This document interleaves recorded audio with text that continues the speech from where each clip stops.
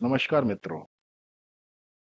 घर में सामंजस्य में आपका स्वागत है, जहां हम आधुनिक जीवन के लिए प्राचीन ज्ञान का पता लगाते हैं। आज हम आंतरिक सजावट के लिए वास्तुशास्त्र के सिद्धांतों पर गहराई से विचार करेंगे। यह केवल सौंदर्य के बारे में नहीं, यह बिना किसी बड़े बदलाव के एक संतुलित सकारात्मक वातावरण बनाने के बारे में है। फर्नीचर को रणनीतिक रूप से रखकर, विशिष्ट रंगों का उपयोग करके और प्रतीकात्मक वस्तुओं को शामिल करके हम वास्तु दोषों को ठीक कर सकते हैं और अपने रहने के स्थानों को सकारात्मक ऊर्जा के प्रवाह को बढ़ा सकते हैं। बैठक या ड्राइंग रूम घर का हृदय होता है। इसकी व्यवस्था घर की ऊर्जा को महत्वपूर्ण रूप से प्रभावित करती है। यदि आपको पूर्वी या उत्तरी दीवार के सहारे सोफा रखना ही पड़े, तो सुनिश्चित करें कि फर्नीचर और दीवार के बीच कम से कम 6 इंच का अंतर हो। यह छोटा सा समायोजन वास्तु दोष को समाप्त कर सकता है। एक प्रमुख सिद्धांत यह है कि ड्राइंग रूम के पूर्वी और उत्तरी क्षेत्रों को यथासंभव खुला और विशाल रखा जाए। टेलीविजन एवं बिजली के उपकरण होने के नाते बैठक के दक्षिण पूर्व कोने अग्नि कोण में रेखा जाना चाहिए। मतलब कि अगर आग्नेय कोण में कोई भी इलेक्ट्रॉनिक का सामान रखा जाए, तो वो बिल्कुल सही होता है वास्तु के अनुसार। यह कोना अग्नि तत्व से जुड़ा है, जो इसे इलेक्ट्रॉनिक्स के लिए सबसे उपयुक्त स्थान बनाता है। आंखों को अच्छे स्वास्थ्य के लिए टीवी और दर्शकों के बीच में कम से कम 7 से 8 फीट की दूरी बनाए रखें। दर्पण पूर्वी और उत्तरी दीवारों पर लगाए जाने चाहिए। मुख्य प्रवेश द्वार के ठीक सामने या ऐसी स्थिति में दर्पण रखने से बचें जहां से यह सीधी धूप को परिवर्तित करे, क्योंकि यह समृद्धि को नकारात्मक रूप से प्रभावित कर सकता है। एक कार्यालय या व्यावसायिक स्थान में दर्पण इतना बड़ा होना चाहिए कि उसमें व्यक्ति का पूरा शरीर दिखाई दे। एक अधूरा प्रतिबिंब, विशेष रूप से जिसमें सिर कटा जाता है, मालिक के लिए सिरदर्द का कारण माना जाता है। शयन कक्ष, विश्राम, शांति और कलाकृतियां। शयन कक्ष शांति का अभयारण्य होता है।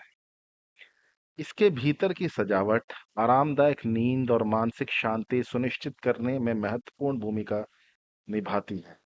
शयन कक्ष में लड़ते हुए जानवर, आग, चमगादड़, सांप, उल्लू, बिल्ली, शेर या किसी भी नग्न चित्र को प्रदर्शित करना नहीं चाहिए। इसी तरह आधुनिक कला जो बेचैन करने वाली या परेशान करने वाली हो, उसे शयन कक्ष में नहीं रखना चाहिए, क्योंकि यह मानसिक शांति को भंग कर सकती है और नींद में खलल डाल सकती है। हिंसा, युद्ध या अराजकता की छवियां शांतिपूर्ण वातावरण के लिए विशेष रूप से हानिकारक है। मृत पूर्वजों की तस्वीरें सम्मान के साथ लगानी चाहिए, लेकिन पूजा घर में देवताओं के साथ नहीं। सूत्रों से कहा गया है कि यह एक वास्तु दोष माना जा सकता है। पूर्वजों की तस्वीरों के लिए सही स्थान घर का दक्षिण पश्चिम कोना या पश्चिम की दीवारें होती हैं। ऊर्जा का उपयोग, प्रकाश, ध्वनि और प्रकृति।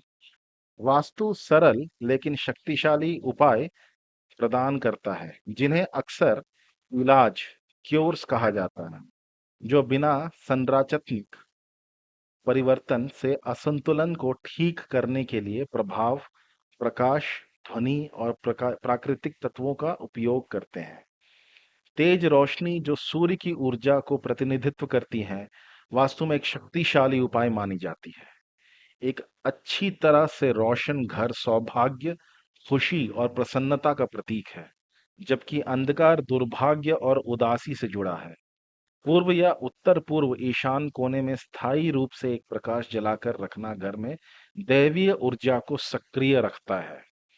क्रिस्टल बॉल को आंतरिक और बाहरी दोनों वास्तु दोषों को ठीक करने के लिए उनकी क्षमता के लिए अत्यधिक महत्व दिया गया है। जब सूर्य का प्रकाश क्रिस्टल बॉल से होकर गुजरता है तो यह इंद्रधनुषीय रंग बनाता है, जिससे माना जाता है कि यह ग्रह स्वामी के भाग्य को रोशन करता है। मीठी मधुर ध्वनि उत्पन्न करने वाली विंड चाइम या घंटियां हवा का सकारात्मक प्रवाह उत्पन्न करने के लिए उपयोग की जाती हैं और वास्तु दोषों को दूर करने के लिए भी शुभ मानी जाती हैं। उन्हें प्रवेश द्वार के पास रखने से आपको आगंतुकों के बारे में पता चल सकता है और इसे बैंकों जैसे प्रतिष्ठानों, क्षमा करिएगा, प्रतिष्ठानों में एक सुरक्षा उपाय के रूप में अपनाया गया है। एक ऐसी प्रथा जो एक वास्तु विशेषज्ञ की सलाह से उत्पन्न हुई थी। पौधे और फूल प्राणवायु, जीवन शक्ति और प्राकृतिक सुंदरता के जीवंत स्रोत होते हैं। वो हवा को शुद्ध करते हैं, स्वास्थ्य में सुधार करते हैं और घर के सौंदर्य में वृद्धि करते हैं। वास्तु संबंधी विद्या का उपयोग जितना बाहरी निर्माण में किया गया है, उतना ही उपयोग आंतरिक साज सज्जा के लिए विदेशों में भी किया जाता है। अपितु यह कहा जा सकता है कि आजकल आंतरिक साज सज्जा में सर्वाधिक महत्व होता है, जबकि बाहर की सुंदरता के मुकाबले बिना तोड़फोड़ में मकान, व्यावसायिक भवनों को भाग्यवर्धक एवं अनुकूल बनाने में आंतरिक वास्तु दीवारों के रंग रोगन एवं साज सज्जा पर विशेष ध्यान दिया जाता है। सबसे ज्यादा जरूरी है चीन, सिंगापुर, हांगकांग, बैंकॉक एवं मध्य एशिया में मुख्य द्वार पर बैठक में एक व्यापारिक संस्थान के परामर्श कक्ष में इस प्रकार के शेर एवं डरावने जानवरों के चित्र लगे होते हैं, जिसका अभिप्राय यह होता है कि घर, होटल एवं व्यवसाय स्थल में बुरी आत्माओं का प्रवेश निषेध है। ऐसी मान्यता है कि ऐसे स्थलों में ऐसे चित्र लगाने से बुरी आत्माएं, गंदी हवाएं प्रवेश नहीं कर पाती। चीन में ड्रैगन की आकृति को शुभ मानते हैं, क्योंकि वह बहुत ही खतरनाक एवं रहस्यमय शक्तियों का स्वामी होता है। वहां मान्यता है कि ड्रैगन की उपासना से अन्य अशुभ आत्माएं उन्हें तंग नहीं कर पाती हैं।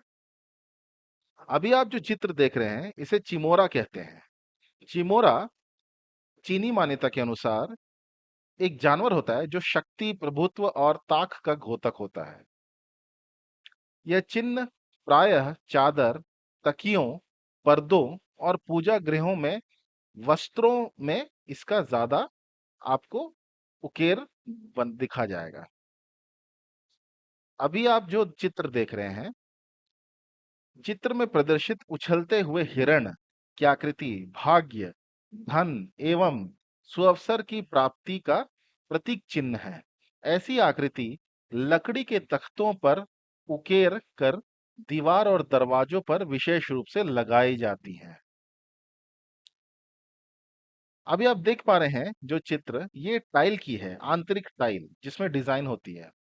उपयुक्त नमूने उत्तम ग्रहों और सितारों के अनुकूल प्रभाव की संरचना तो बताते हैं, जो धैर्य व दीर्घायु प्राप्त करते हैं गृह स्वामी को।